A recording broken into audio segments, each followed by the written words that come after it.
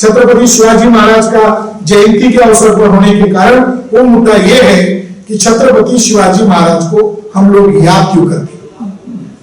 ब्राह्मण लोग 1857 के साथ तथाकथित आजादी का ओरिजिन बताते हैं, मगर अब मैं थोड़े अलग रूप से अध्ययन कर रहा हूं तो मुझे पता चला, मेरा आकलन हो रहा है, फुले शाहू अंबेडकर ने जो अलग आजादी का आंदोलन चलाया था, इसका ओरिजिन छत्रपति शिवाजी महाराज के द्वारा चलाया गया जो स्वराज्य का आंदोलन है इसके अंदर। और इसके बारे में हम लोग देश भर के मराठा और कुंभी ओबीसी लोगों को रिसर्च के द्वारा बताने वाले एक तथ्य हमारे सामने आ गए। वो तथ्य क्या है? जो ब्राह्मण हमको क्या बताते हैं कि अंग्रेजों के खिलाफ हम लड़े, तो मैं आपको बताना चाहता हूं, बाजीराव पेशवा जो आखिरी पेशवा था, उसके बाप का नाम था रघुनाथराव पेशवा।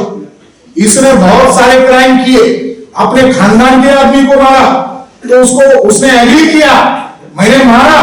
तो उसको नासिक में प्रायश्चित के लिए भेजा था, मगर अंग्रेजों को भारत में बुलाने का काम बाजीराव पेशवा के बाप रघुनाथराव पेशवा ने किया है। वो लोग हमको बोलते, जब कभी हम सच बताते हैं तो बोलते नहीं तुम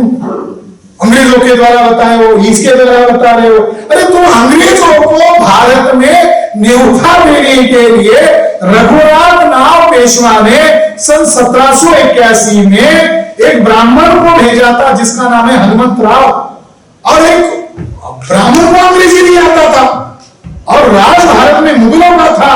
तो मुगलों की भाषा में जो पर्शियन भाषा थी उसी भाषा में भारत में अंग्रेज लोग पत्राचार करते थे।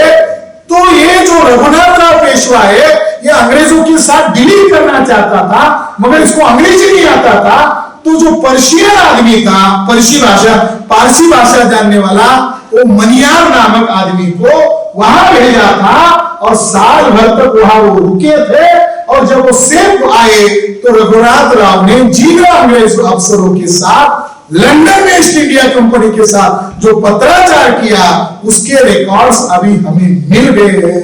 मगर ये दुख की बात है, शर्म की बात है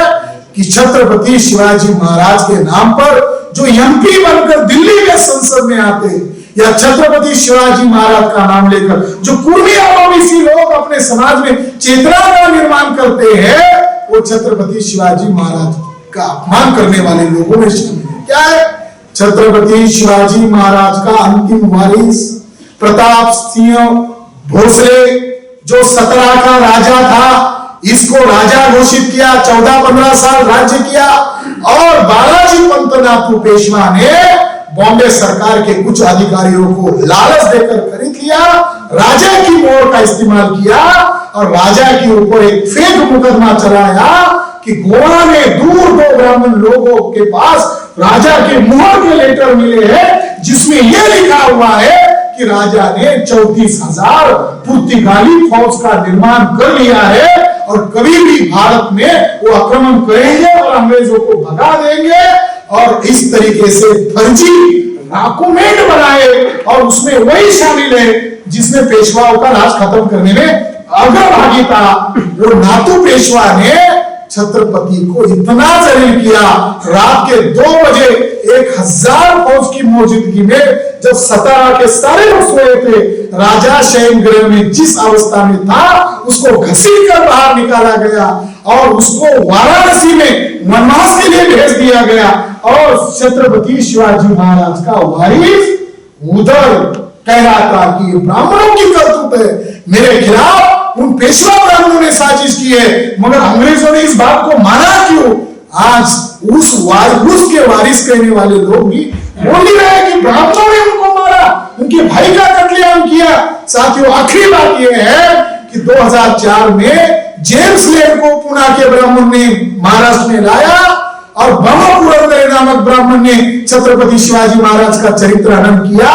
ये बात जब भामसिर के द्वारा जब मराठा ओबीसी को पता चली, भांडारकर ओरिएंटल इंस्टीट्यूट के ऊपर उन लोगों ने हमला किया और उनको नंगा करने का काम किया, तब पुणे के ब्राह्मण और दिल्ली में बैठे हुए बीजेपी आरएसएस के ब्राह्मणों ने समझौता किया। आज जो छत्रपति शिवाजी महाराज का नाम आरएसएस के लोग फसाद करने के लिए इस्तेमाल करते हैं, उन लोगों ने 2004 में छत्रपति शिवाजी महाराज का चरित्र हनन, महासाहेब जिजाऊ का चरित्र हनन करने के लिए अटल बिहारी वाजपेयी ने समर्थन दिया। यानी छत्रपति शिवाजी महाराज का चरित्र हनन करने के लिए अटल बिहारी वाजपेयी ने पैसा दिया भांडारकर ओरिएंटल रिसर्च इंस्टीट्यूट को, और पेज नंबर 99 पर ब्राह्मण ने खुलेआम लिख दिया कि छत्रपति शिवाजी महाराज का बाप शाहजी भोसले न होकर जो गुरु है दादू कुंदेव वो है। इतना ही नहीं, आगे ऐसा लिखा, महासाहेब जिजाऊ का चरित्र हनन, शाहजी राजे का चरित्र हनन, और ये मामला कहा गया हाईकोर्ट, बॉम्बे हाईकोर्ट में। महाराष्ट्र में राष्ट्रवादी और कांग्रेस की सरकार थी, उन्होंने दबाव कर, लोगों का दबाव न सहते हुए हाईकोर्ट में केस गई। हाईकोर्ट में जज ब्राह्मण थे, जज को उन लोगों ने युक्तिवाद करके सिद्ध नहीं कर पाए, और जब वो वहां हार गए तो यहां सुप्रीम कोर्ट में आ गए। सुप्रीम कोर्ट में बैठा हुआ जज ब्राह्मण था, और वहां जो जजमेंट दिया गया, दुख की बात है, जो जज 1 रुपए का उनके ऊपर किया भूषण, ये जो थे वही जज पैरवी कर रहे थे सुप्रीम कोर्ट में सरकार की तरफ से, ब्राह्मणों की तरफ से, और जज महोदय ने यह कहा वहां की सरकारी वकील को कि हम इस पर पाबंदी क्यों लगाए, बताओ। तो इन्होंने यह सवाल खड़ा किया सरकार की तरफ से, क्योंकि इस किताब में बदनामी हो गई है, इससे 2 समूहों में झगड़ा पैदा हो सकता है। सुप्रीम कोर्ट के जज ने उनको कहा, वो 2 समूह को ने बताओ, सरकारी वकील ने उनका नाम नहीं लिया, उल्टा जज ने उनको फटकारते कहा यह बात तुमने हाईकोर्ट में क्यों नहीं बताई, यह मुद्दा तुमने हाईकोर्ट में क्यों नहीं उठाया, अब यहां क्यों उठा रहे हो, तुम्हारी बात को हम सुनते नहीं है। दुख की बात है, न्यायपालिका में बैठे हुए जजेस ब्राह्मणों ने छत्रपति शिवाजी महाराज के चरित्र हनन को फंडामेंटल राइट के तहत, उसका अभिव्यक्ति का आजादी है, उसको स्वतंत्रता है, ये कहकर जेम्स लेन की किताब पर पाबंदी हटाई। इसकी वजह क्या? इसकी वजह है बमो पुरंदरे जो अभी कुछ महीने पहले मर गया, उसने जो मराठी में लिखा वही उसने अंग्रेजी में लिखा। अगर जेम्स लेन को सजा होती है तो आजीवन कारावास पुरंदरे को हो सकता था। पुरंदरे को बचाने के लिए, और पुरंदरे आरएसएस का फुल टाइमर था, आरएसएस का वर्कर था, आरएसएस के ब्राह्मण को बचाने के लिए सुप्रीम कोर्ट में बैठे हुए